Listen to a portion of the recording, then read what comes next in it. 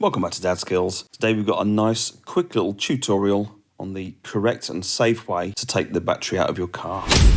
So here's our battery in our car, and we're just having a look to see where the positive and negative terminals are. And so we're going to firstly take off the negative, because as you can see there, the car is grounded to earth anyway. So if I cross that terminal to a piece of metalwork on the car, then it'll be fine. But as you saw there, if I were to cross my spanner from the positive terminal onto a piece of metalwork on the car, onto the engine or something, or a metal pipe passing by, then that could short and possibly cause arcing. We could blow some fuses, or we could damage some of the internal brain of the car.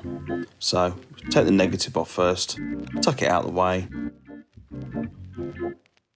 take the positive off, tuck that out of the way.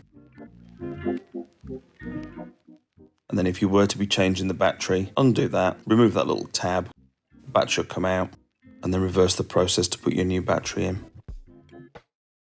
So we've got our new battery in. Reverse the process, so we're going to put positive on first. Make sure it's well seated. We're going to do it up nice and tight.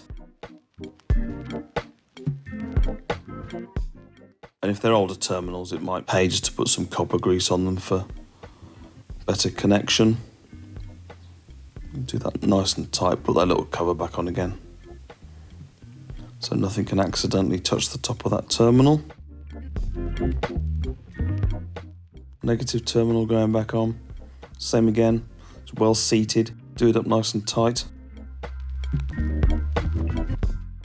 It would be a similar process actually if you were going to try and jump a car with some jump leads. You'd make sure positive lead was connected both ends first, then put your neutral lead on. So that's it from Dadskillz today. Hope you found that useful and informative. If you did, there's another video on screen recommended to you by YouTube now.